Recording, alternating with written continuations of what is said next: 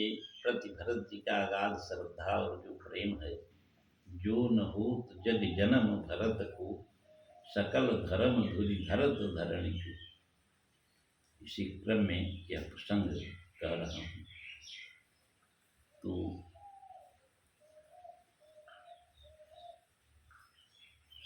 देखि करहि सब दंड प्रणामा, कहि जय जानकी जीवन रामा। प्रेम मगन यस राज समाजू, जनु फिरी अवध चले रघुराजू। सब लोग उस पर्वत, जो कामदगिरि पर्वत है, उसको देख करके श्री रामचंद्र जी की जय हो, जय जानकी जीवन, ऐसा कह रहे हैं और ऐसा कहकर प्रणाम कर रहे हैं। उन्हें ऐसा लगता है मानो श्री रघुनाथ जी अयोध्या के लिए लौट चल रहे हैं, ऐसे प्रेम में विह्वल है। भरत प्रेम तेहि समय जस, तस कही सकई निशीष। कभी अगम जिमि ब्रह्म सुखु, अह मन मलिन जनीश। भरत जी का उस समय जैसा प्रेम था वैसा शेष जी भी नहीं कर सकते। कब के लिए तो वैसा ही अगम है जैसा अगम अहंता ममता से भरे हुए मनुष्य के लिए होता है। ब्रह्मानंद सुख, जो ब्रह्मानंद सुख है वह अहंता और ममता से भरे हुए व्यक्ति के लिए दुर्लभ है, वैसे ही कवियों के लिए उसका वर्णन दुर्लभ है। सकल स्नेह शिथिल रघुबर के, गए कोस दुई दिन कर धर के। थल जलु थलु देखी बसे निशि बीते, किन गवन रघुनाथ पीड़ीते। सब लोग श्री रामचंद्र जी की प्रेम के मारे शिथिल होने के कारण सूर्यास्त होने तक दिन भर में 2 ही कोस चल पाए और जल थल का सुवास देखकर रात को वहीं बिना खाए पिए ही रह गए। रात बीतने पर रघुनाथ जी के प्रेमी भरत जी आगे गमन किया। जब रात बीत गई, भरत जी ने आगे चल दिए। वहाँ राम जननी अवशेषा, जागे सीय सपन यस देखा। उधर श्री रामचंद्र जी रात शेष रहते ही जाग गए और रात को सीता जी ने ऐसा स्वप्न देखा जिसे वे श्री रामचंद्र जी को सुनाने लगी कि सहित समाज भरत जनु आए। ऐसा लग रहा है कि भरत जी अपने समाज सहित आ गए हैं और नाथ वियोग ताप तन छाए। अब प्रभु के वियोग में, प्रभु के वियोग की अग्नि से उनका शरीर संतप्त है, जल रहा है।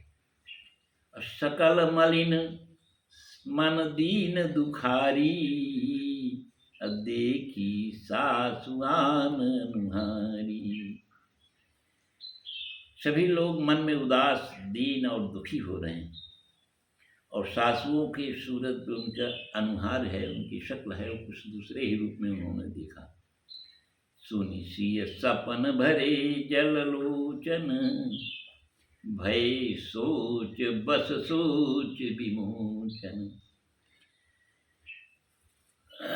सीता जी का स्वप्न सुनकर श्री रामचंद्र जी के नेत्रों में जल भर आया। जो सोच विमोचन है, सबके शोक को दूर करने वाले प्रभु श्री रामचंद्र जी हैं, वो भी स्वीय सोच के बस हो गए, उनको भी शोक होने लगा। निकन होई कठिन कुचाल सुनाई कोई। भगवान श्री रामचंद्र जी लक्ष्मण जी से कहते हैं कि यह स्वप्न अच्छा नहीं, सीता जी ने जो देखा है कोई भीषण कुसमाचार, खराब बुरी खबर सुनाई देने वाला है। कठिन कुचाल सुनाई कोई, अस कहि बंधु समेत नहाने, अपूजी पुरारी साधु सनमाने। ऐसा कहकर उन्होंने भाई सहित स्नान किया और त्रिपुरकाल महादेव जी का पूजन करके साधुओं का सम्मान किया। सन्मानि सुर मुनि बंदी बैठे, उतर दिशि देखत भये, नभ धूरि खग मृग भूरि भागी, बिकल प्रभु आश्रम गई।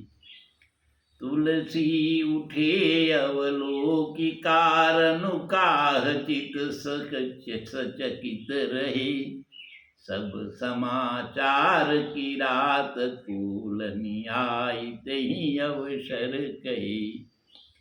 देवताओं का पूजन और मुनियों का वंदन करके श्री रामचंद्र जी बैठ गए और उत्तर दिशा की ओर देखने लगे। क्या देखते हैं कि आकाश में धूल छा रही है, बहुत से पक्षी पशु व्याकुल होकर इधर उधर भाग रहे हैं।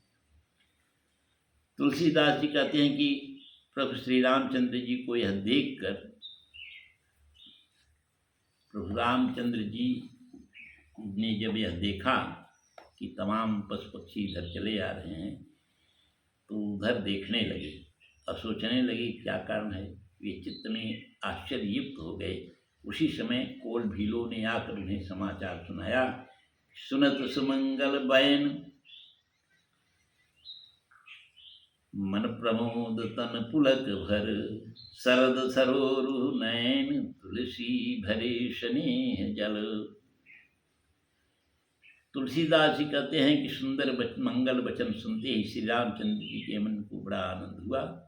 शरीर में पुलकावली हो गई और शरद के समान नेत्रों में प्रेमाश्रु भर आया। कोलों ने सुनाया कि भरत जी आ रहे हैं, भरत और शत्रुघ्न सेना सहित। बोलिए